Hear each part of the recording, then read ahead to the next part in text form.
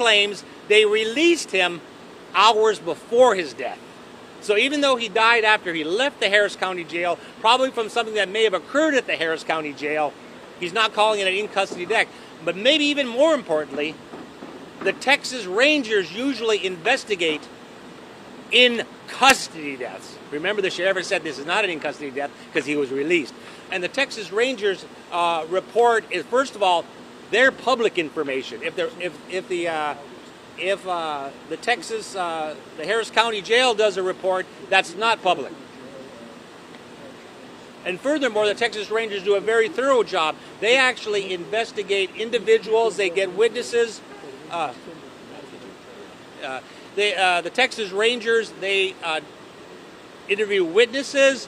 They get records. They get videos. And the report then is public. So declaring it not in custody prevents the openness that is required in these cases. In 2020, in 2022, there was a record number of 27 deaths at the Harris County Jail, and there has been many more since then. Dennis Brandl was 83. He was a Navy veteran. He worked in the oil and gas field his entire life. He was enjoying his life. And to die of internal bleeding, and it wasn't internal bleeding in just one spot. It was internal bleeding in several spots. Prior to going in, he had no gastrointestinal issues. So what happened at the Harris County Jail to cause internal bleeding in several spots? The sheriff is doing his best to cover up what happened. Intentional? I don't know, but it seems that way because he has declared this is not an in-custody death, even though the individual died just hours after leaving the Harris County Jail. And now there's efforts to keep things quiet, to make sure there's no public reports. The Harris County Jail has been a big problem, and now we get the big problem of non-transparency.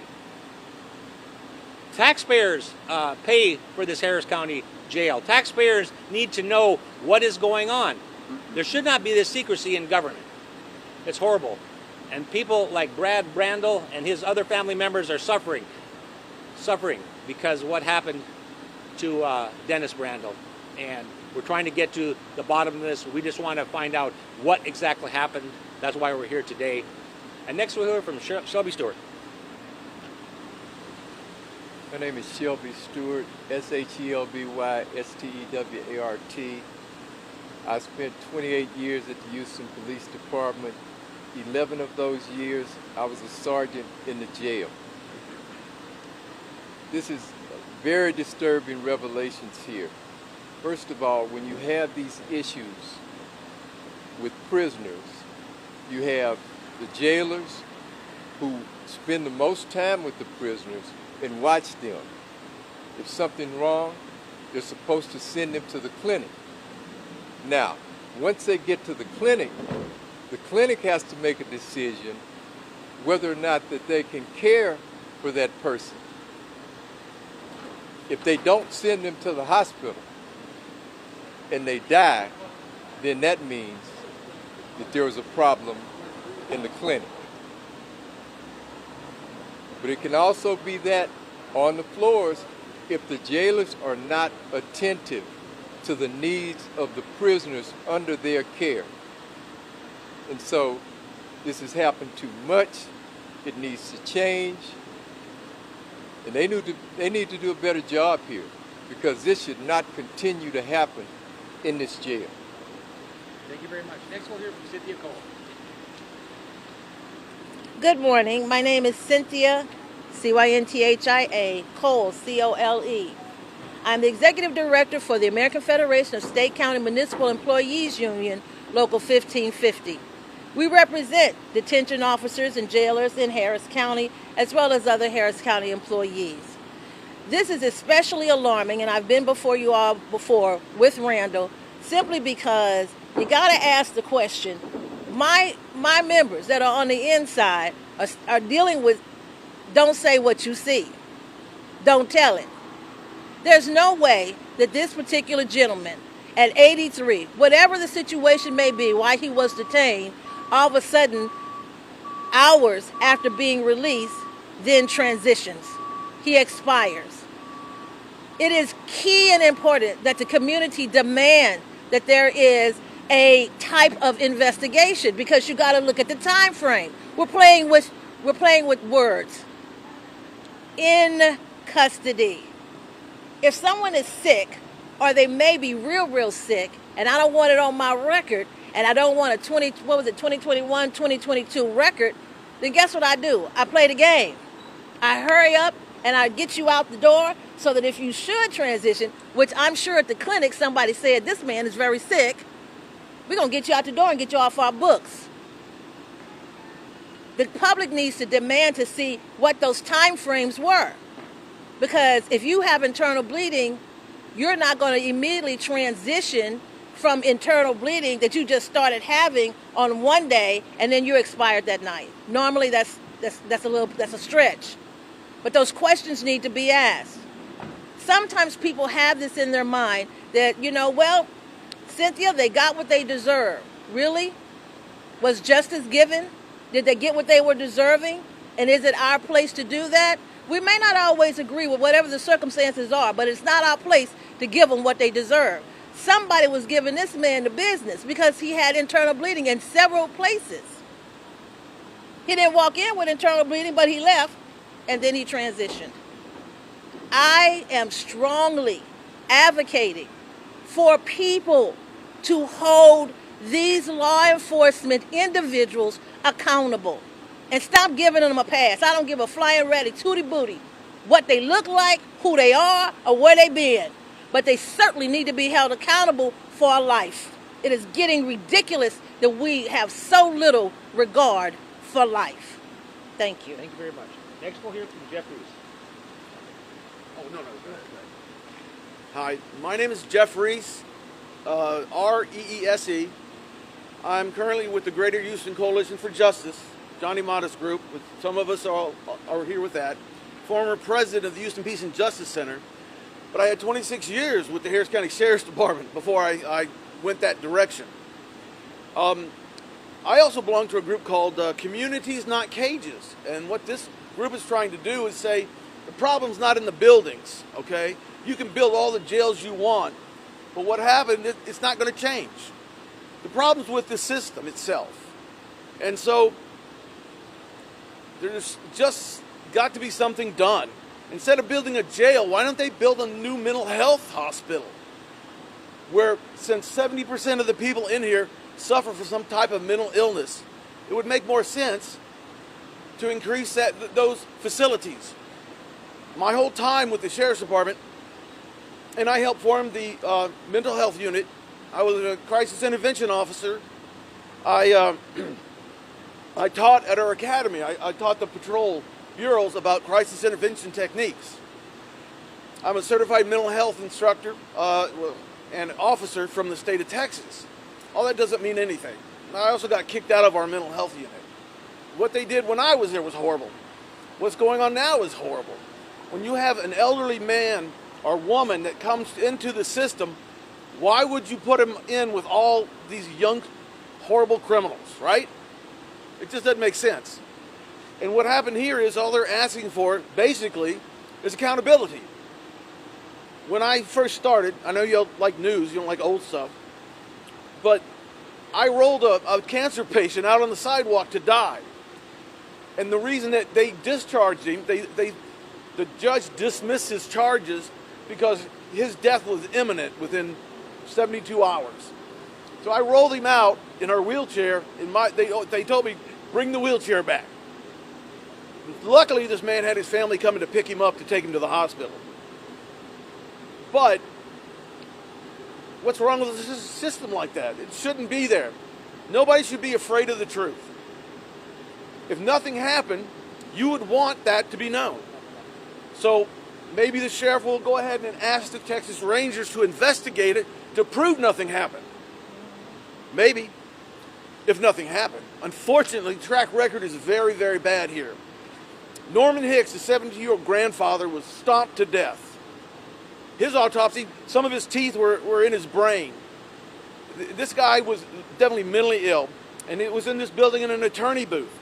Now, this building is very, very poorly designed. I'll be the first to say that. It wouldn't be hard. They built it right on the edge of the bayou, sure. But can you imagine? It's like the size of a football field. It's immense in there.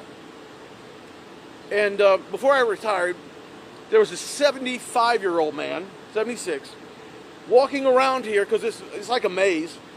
And so I said, "Pops, what are you doing? What's wrong?" He showed me his armband, so I knew where he was located. So I took him to his cell block. I said, "What in the world is a 76-year-old grandfather doing in jail?" Some idiot arrested him for Vicodin, possession of Vicodin without a prescription. And anyway, that's just one of the stories. But I'm not here to tell those stories. We're here for this man's father and what happened to him. And if nothing happened to him, well, that's fine. Ask the Rangers to go ahead and investigate it. What's wrong with that? Anyway, that's all I have to say right now. If you have any questions, I'd be happy to answer them. Go ahead. I also wanted to mention two different things before we get to Brad, and that is Dennis Brandl had never been convicted of a crime in his entire life. Secondly, we're calling upon the Texas Rangers to come and investigate. They should not be fooled by the sheriff declaring hours before a death that he's no longer in custody simply to avoid that particular investigation by the Texas Rangers. And I'm going to bring Brad up now, and if you have any questions about how he feels or what he wants accomplished, that would be great. Brad? Good morning. Thank you for coming. Anybody have any questions? When was the last time you spoke to your father? The last time I spoke to my father was in open court. It was on a Thursday. I believe you were actually in the courtroom. I believe that was around February 5th or 6th. I can't remember the exact date. How was he then? He was bewildered. He was in distress. I think he had told the judge that he didn't know where he was or why he was going places. And anyway, like I said, he was clearly not in his right mind. Your father never had any medical history before this? Mental illness. My father did not have any diagnosed mental illness, but something happened to him probably about 2 or 3 months.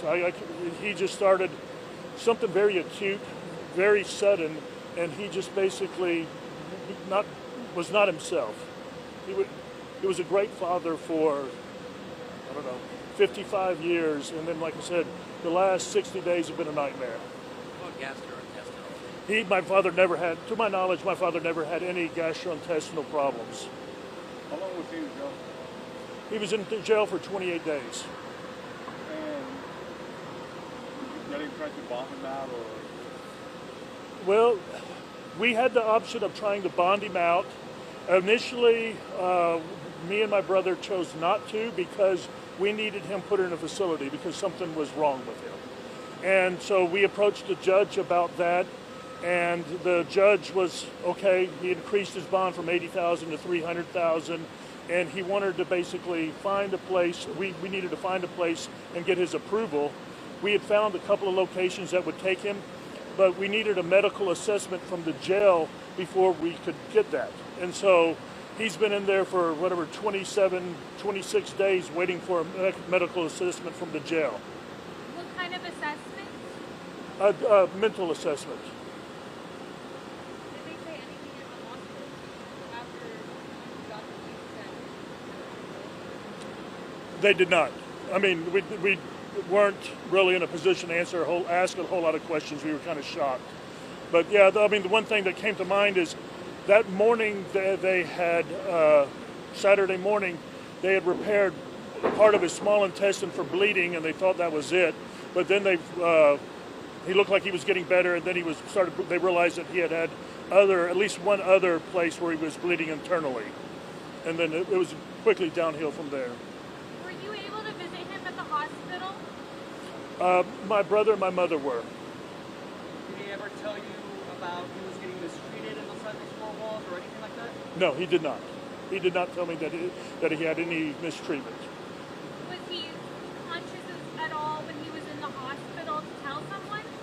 he was intubated, so he was not able to talk. Have the family members that were impacted by what happened at Pasadena Memorial High School have been in touch with you? What? I'm sorry? The family members that were impacted by what happened at Pasadena Memorial High School, have they been in contact with you?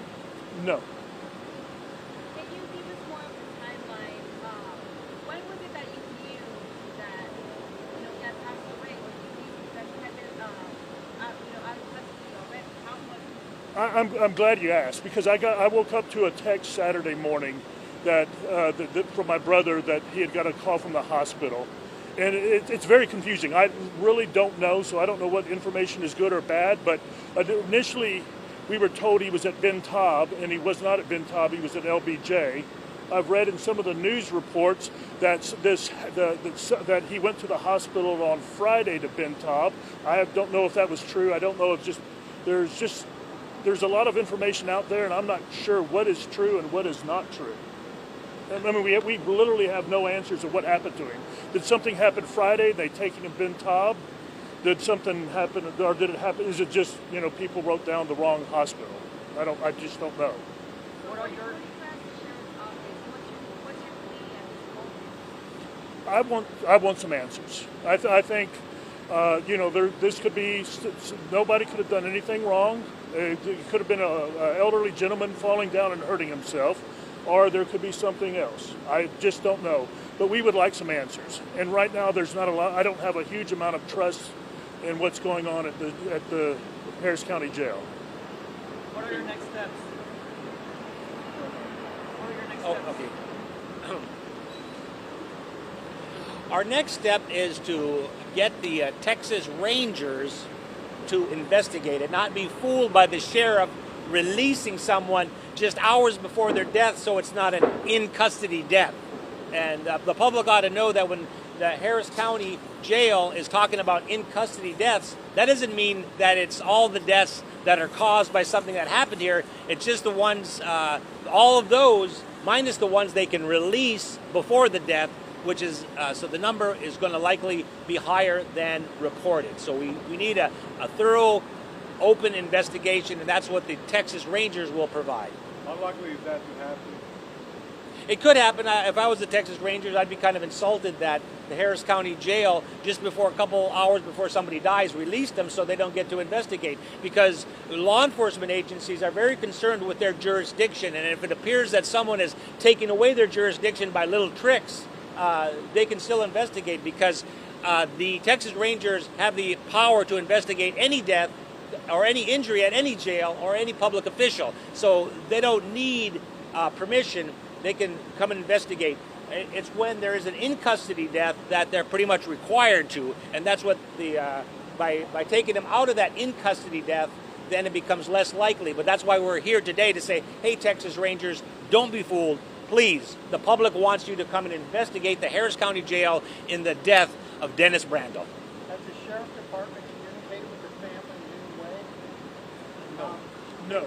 No, they have not. They have cameras inside? Yes, they have extensive camera system inside, so they should be able to see pretty much what's going on during the entirety of these events. I have other cases from the Harris County Jail regarding medical issues and other issues, and I see from those cases that there's cameras everywhere, and so they should be able to see exactly when anything started and till the moment that he leaves the jail to go to the hospital. Have they said the official cause of death? There is no official cause of death, which would be the death report. However, the doctor said that it was due to internal bleeding. Attorney Callahan, we have seen and heard about problems in the Harris County Jail. We have a rape suspect from an official rape at UH released hours after he's brought in. We have a murder suspect who happened to have the same name as another person, yet released. Fortunately, he came back. We have beatings, we have deaths. There is video of what's been going on in there, and it keeps going and going and going. We have a new district attorney who says he's going to turn things around. We still haven't seen anything from the release of the rape suspect. When are we going to get some kind of action out of this? Is it going to take more lawsuits like this, more calls? Are you talking with the Attorney General's office about what the hell's going on down here. It's going to take many different avenues. Lawsuits is one, but also Sean Tier, the new district attorney, promised that he would respect civil rights. And what more civil right do you have than the ability to have some medical care so you don't die in the jail or getting beat to death in the jail? So Sean Tier's office, the Harris County District Attorney's office, needs to investigate this also as well. They have that power as well. But once again, the Texas Rangers have been doing this for a long time, and their reports are public. So once the report comes out, everybody can see then exactly what happened based upon the information that they collect. The Texas Rangers report is open to the media. They can just go online. There's a place actually to go online, and I have asked for that online before and got it within 1 day. So it's an open record, and so that's another reason why you want the Texas Rangers to investigate, because their reports are public information. If the Texas Rangers don't step in, what legal avenues does the family have to seek for accountability? Well, there's also the FBI. We can ask the FBI to investigate, the DOJ to investigate. Those are two avenues, and there's also a potential for a civil rights lawsuit, which that takes a long time and many months of activity, maybe even years, to get to the truth. Is there a pattern that you have seen recently, besides this case here, that they do that, they release it before somebody passes away? Yes, there is a pattern of that. As one example, one of my clients who was injured by guards at the Harris County Jail and went into a coma, they released him when he went to